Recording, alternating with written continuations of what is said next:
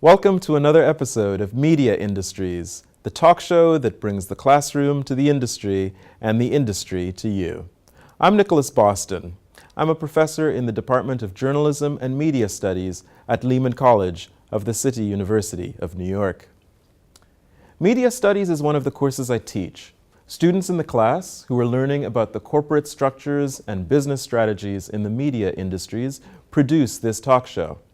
They invite professionals from across the media industries of print, broadcast, and digital, as well as industries that intersect with media, such as fashion and music, to come on and discuss their jobs and the states of their industries. Students take this opportunity to apply the theoretical knowledge they're gaining in the classroom. This is our third season of Media Industries, the talk show. We have a lineup of 6 episodes, each bringing you an eye-opening conversation with a different professional who makes the media that capture our world. Media Industries is recorded in our state-of-the-art studio in the Multimedia Center at Lehman College and delivered to you here on BronxNet Television. So please sit back, relax, and enjoy this episode of Media Industries.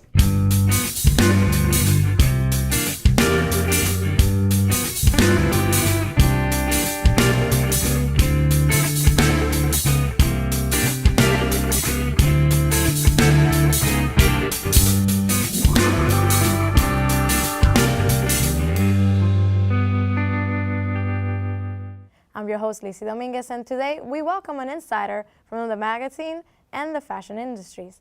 Not only has she done freelance work, she has also worked her way up to become an accessory and fashion editor for major media entities. Here now to tell us more is Brooke Danielson. Welcome. Welcome to the show. Thank you for having me. Okay, so let's start about your background. Tell us a little about yourself. What got you into the position that you're at today? I started interning at Vogue when I was a sophomore in college. I went to Parsons School of Design. I was a fashion design major, and I started interning actually at Halston, but when I went to Vogue, I was an editorial intern, and I fell in love with the atmosphere and what the editors did there on a daily basis. When you were a kid, did you always saw yourself working in the fashion industry or working something related in the magazine industry, or no? Absolutely. So I had the most amazing grandmother who loved fashion, and she custom made all of her outfits and hats and even had custom shoes. She was quite the woman. So I grew up with her as an influence, and my mom was really into fashion. She modeled a little bit. So I always knew I'd be creative, and and I would be in fashion to some degree, but I didn't know what exactly, I think, until I started interning. So what has been your career so far? Where are you working now, and where have you worked before? So right now I'm at InStyle.com. I am a fashion editor there. I'm on a freelance basis, but it's kind of like a full-time freelance, which you hear that term a lot in the industry. What is that? What does that mean? Full-time freelance? So they know. So, you know, the industry is changing a lot right now, and people are not wanting the overhead and paying benefits and things, unfortunately, and people are going freelance, and then that way you can put your kind of like hand in different brands. It kind of makes it more individual, and it puts your name and not necessarily the entity's name, right? Absolutely. Okay, that's pretty cool. Yeah. In general, like you mentioned that you worked at Vogue before, you interned there, and you were the accessory editor there at Vogue.com. So it's like going from the corporation Condé Nast to Time Incorporated. So what has the transition been like from one place to the other for you? They're both such incredible companies, and they have a lot to offer. I'm really, really grateful to have been at both. The transition was fine. You know, I've been around probably for 10 years now, between interning and assisting and being an editor. My transition was really smooth. You know, you develop a lot of really great relationships, and if you work hard and treat people well, I think that goes far. So my transition was really nice, and I get to work with some of my good friends in the industry that are editors at InStyle or at Time Inc. in general. So I'm very lucky, and I had a great time transitioning. So were there some difference between like working like your production and work schedule at Vogue.com with InStyle? Is it easier? Is it a little harder? Like, what's the difference? It's different. I mean, so when I was at Vogue, we had a whole production team in photo research. Every brand runs, a bit differently. They're not all the exact same. Whereas at InStyle, I get to build my own posts. I do all my own photo research. I'm building in our CMS system. So it's a little more independent, like more like your own thing. Okay. Absolutely. Okay. And so then elaborate a little bit more about what the structure is like for InStyle. How do you communicate with like your bosses and stuff like that, and how to put things online on the website? Sure. So I pretty much email with my boss and the fashion team, and I'll pitch stories. It could be 2 weeks out. I could pitch 3 stories the day of in the morning and just touch base and say, hey, good morning. I want to write about these 3 trends today, or I think we should cover this cool event. There's some cool fashion news breaking in Paris. So it could be a daily basis. It could be 2 weeks out. It's really kind of what I'm feeling in the moment. But we also have an editorial calendar that I'll follow as well. Or if we have denim month and that's trending, I already know I'm writing about denim in a month. Okay. So it's kind of like something that's already like predetermined, that you already know, okay, next month this is, and follow. It's that's a combination. Pretty cool. I want to be clear. It's a very strict combination. Some things can happen in between that can change the whole dynamic. I feel like everyone kind of has the perspective that the fashion world is just like in the movie and the book Devil Wears Prada. It's this cutthroat, competitive world. What if you don't do it and don't get it right the first time? That's it. You're fired and everything. And there's also like a lot of like precarity in the business. How you never know if tomorrow you're gonna have your job. If somebody's gonna walk in and fire you on the spot, even though you've been doing a good job. So what are your thoughts on that? It is cutthroat. You have to work hard, but I think that's in any job. You should go in with the best of integrity, and you should make yourself proud and your boss proud and do the best you can, right? That's my rule of thumb. Fashion is incredibly cutthroat, and the Devil Wears Prada is one thing. That's not, in actuality, that's not the reality of it. No, of course, that's right? not fiction work, but of like course. a lot of people say, oh my God, is that really how it's like? And we, in our class, we like discuss all these things like, oh my God, it feels like it's like that. And we've seen people know people and they tell you that it is. So that's pretty, it is, but it isn't then. Right? Look, take it with a grain of salt. There's a bit of truth in everything. But I can say it's cutthroat bottom line, but you should want to work hard regardless. Okay. Yeah. Good advice.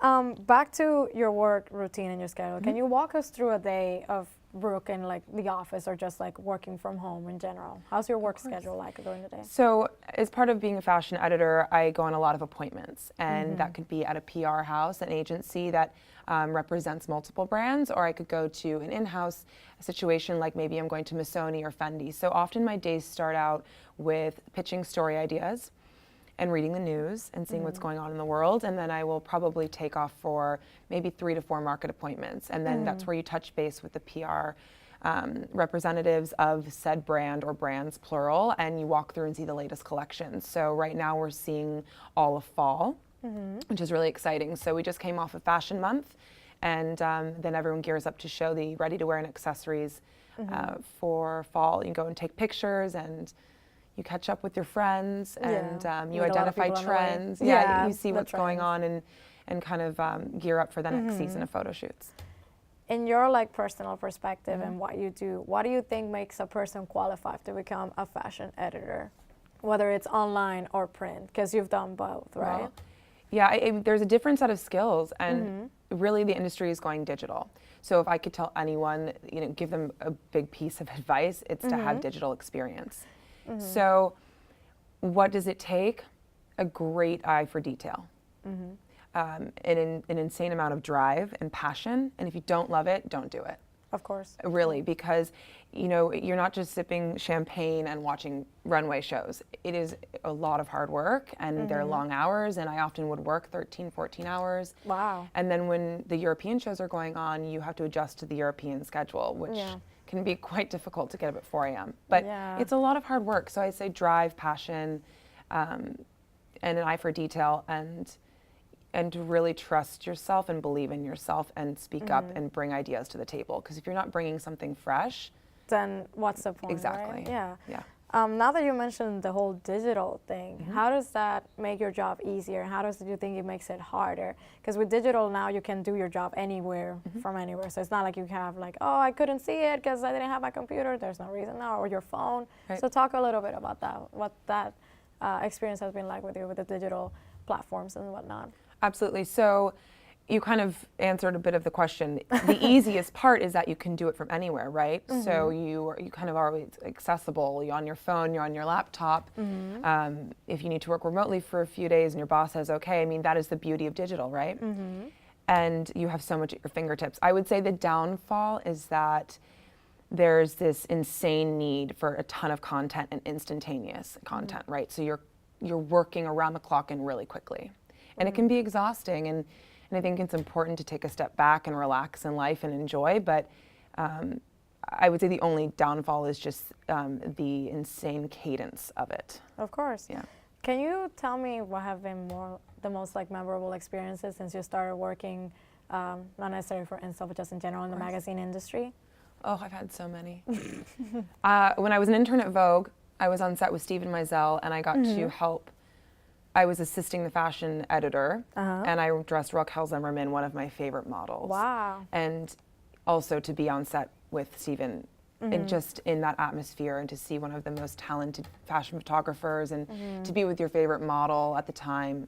Did you manage to get a conversation with her while you were dressing? I mean, I was respectful and I tried bet you were know, nervous too, in a way. No? Not nervous, no. Cool. Yeah. You can't Keep let your the cool. nerves get to you. You've got Of to keep your course. cool and be professional and be confident and get the job done, right? So Yeah. that was one of the most memorable days for me. And gosh, I've had so many great experiences. I think playing tennis in Miami with Lacoste and going to the Miami Open. Oh, wow. And seeing some of the top-seeded male players play was pretty cool. Do you remember your first time doing like any of the runway shows or any like related activity outside of the office? Outside of the office? Yeah, because in the office a lot of stuff happens, especially when Right. you're trying to put like an issue together, stuff Oh, and stuff right. like that. Right. So like, Seriously. let's say like your first fashion show as part of like either Vogue or Glamour. How was that like for you? Do you remember? Oh my gosh, 10 years ago. I bet it was fun, whatever it was. Yeah. Maybe like a Rebecca Minkoff show. Probably a lot of fun. But I've gone to so many at this point. They start to blur together. But Oh, wow. I can't remember my first one. But I'm sure I loved it. If it was the first one and you keep doing this, then I bet that Well, was the case. Technically speaking, my first show was when I was a student at Parsons School of Design, and Okay. I showed my senior thesis. And I was a children's wear design major, actually. Oh, really? I started ready to wear women's, and then you have to do men's, women's, and children. And my professors then steered me into children's. So that was technically my first, and I was presenting to all the editors and the panel of people. I bet back then it was nerve-wracking, but now it's like, Very, I do yes. that every day. Yes, very And nerve-wracking. speaking of that, how do you balance your everyday work with everything else in your life? Because again, with the whole digital age, you can do your work anywhere, but you leave the office, let's say at 5 p.m. one day, and then you get home and go to bed at like 2 because you were working in schedules and reading emails and writing emails and stuff. So how do you balance your personal life with your work life? That's a great question. For a very long time, I didn't have a large personal life. I didn't have the time for it. I was working so much, but you just have to make a concerted effort to keep in touch with your friends, to have alone time, to have downtime, because to be creative, your brain has to be fresh and rested to some degree. So I don't know, for a long time it was difficult, and now I'm really prioritizing my personal life. Because I think if you're happy, then your work is better. Of course. So how do I do that? I run. I meditate. I read the paper when I can instead of reading online. And just kind of stepping back from all technology and just getting outside. Yeah, I bet it gets overwhelming, especially since it's like the .com. It's online, Yes. everything. It's like I'm in front of a computer for too long. I'm really suffering right now, kind of those things. Yeah. That's pretty cool, though. In terms of how the industry operates, because it's like a combination of both fashion and the magazine industry, what do you think are some of the things that make the industry functional, that you've seen, that kind of like the structure that you leave your work and like in general how you were hired, how you meet with like other executives and stuff? How do you think that is? How is it functional? Yeah, how it has in your perspective, like Right. because every workplace has a structure. So how's the structure of your workplace you think it's functional? I think it's functional because I think if you have a good manager, you obviously are going to function better. So an open line of communication is key. And right now I'm working in an environment where it's such a well-oiled machine. You know, there's X pages per month in the book, and there's X advertisers, and they're going to have so many front of book pages and trend pages. And then online, there's a whole kind of method to the madness as well about like different packages that are sold. So there's a denim hub or a wedding hub. And having a really supportive and creative, amazing team. So you don't have to be afraid to share your ideas. Of course. It's more individual, as we've said many, many times already, but how does it translate when you have to work in a team, like on the actual like office in general? I'm assuming there's a lot of teamwork involved in the magazine industry and in fashion as well. There is. I mean, you know, between the ready-to-wear team and accessories team, it's you have to really then spread your wings, and I think it's very important to also be friends with the photo team and the stylists and the photographers, because really you all come together to create this beautiful product that is the book, or you come together to make the cool videos that are original content for your site. So really, you know, don't ever pigeonhole yourself into one aspect of a brand. Of course. I think it's really important to have some sort of perspective on all of it. You Yeah, know? it's better to know a little of everything than Absolutely. just master one thing. Yeah. Of course. What is something that you wish you knew before you started working in fashion or in magazines and stuff? Like when you were back to being a student, something that you wish you would have told yourself like now, kind of thing. Like if I were to look back, I would have told myself, do not stay up late that one night. It ruins you. Something like that. Well, in all honesty, I would have told myself, you're going to make no money. Really? Like, you're not going to get paid until you are maybe a director at the top. Wow. So it wasn't until you were a fashion editor that you started making money, or what was it? It's just not going to pay like, you know, maybe perhaps in banking or something. Oh, of course. Yeah. And you work really, really long hours. So I would have said, brace yourself. Yeah. So it's like, did you expect that you were going to make a lot of money or no? No, I had never thought about it. Oh, because that wow. wasn't what was important to me. I wanted to do what I loved. Of course. Some people just approach it differently, but I never actually thought about that. Do you think now you finally found the threshold within doing what you love and actually having your profession ready and like your career? Absolutely, and I think in this time of transition in the industry with everything going, you know, this emphasis is on digital. Of course. And I'm so happy to have digital experience and to kind of immerse myself more in it now where I am is super important. And then it just opens up doors, I think, for the future. And yeah. What are any challenges that you have encountered in general, whether it is with your own writing, like writing's blog, or just within the company itself, like within InStyle, any like clashes of ideas that have made your job difficult? What challenges would you say are the general ones? I really haven't had that many challenges, and I think even if your ideas are shot down, it's a great like learning curve. You have to you have to take the negative and turn it into positive. And there's no downside to an idea being turned down other than you're going to come up with a better idea. I would say the most difficult thing, what I face is kind of like a fresh perspective on my writing. I find my voice can kind of be like one-dimensional in a way when I'm writing so quickly and so often.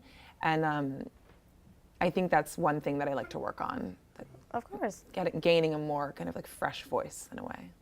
I want to kind of like go back to the things, because you said you have like so many stories to share. So recently, what have been some of the things that you've written about that you've been the most like excited about? Because you could be excited about everything, but there's always that one thing that it's like the most fabulous thing I'm going to do all month kind of thing.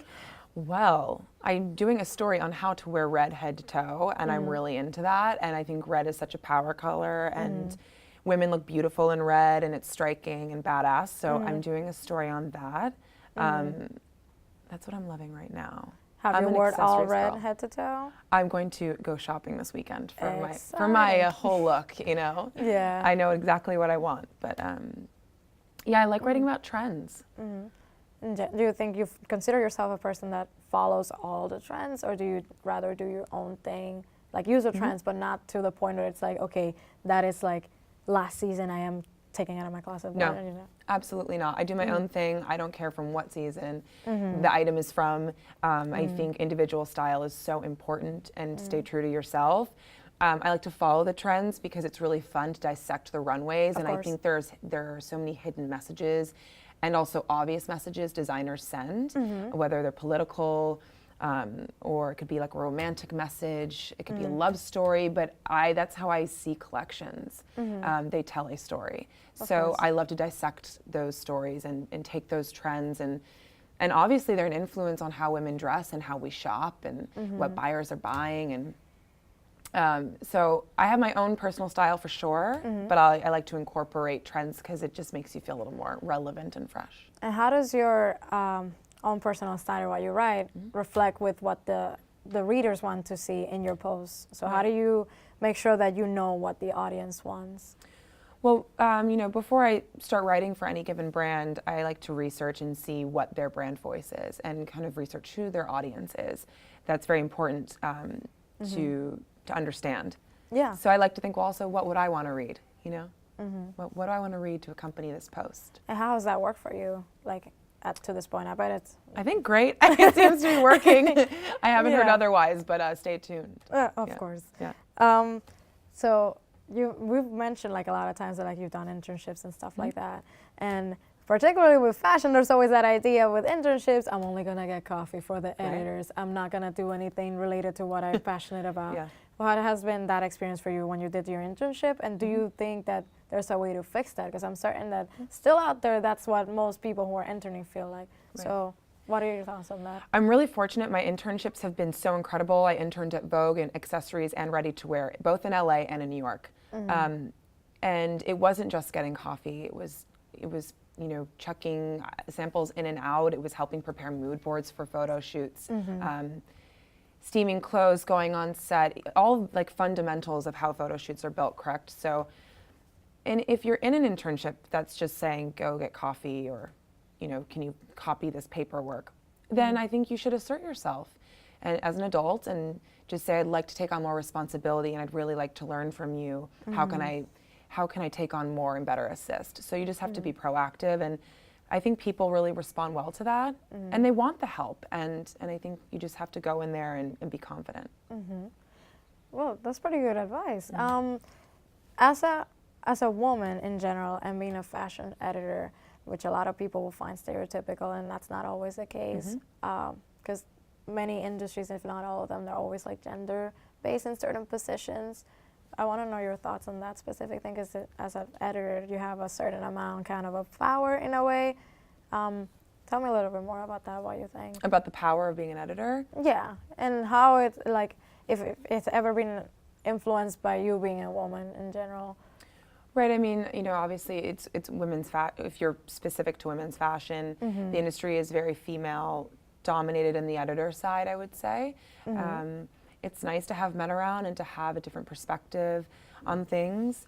And I think that an editor's voice is so important, and journalistic integrity is important. And now that we have the internet and there's so much access and so many places to have your voice heard, there are bloggers and what they call influencers, and I'm sure you and your classmates talk about this, but it's changing a lot. The landscape has changed, and the editor pool has just become smaller and smaller, and they take on more responsibility. Of course. But it's also exciting too, like how cool that you can go build your own blog, and that's your point of view, and you can share that with the world.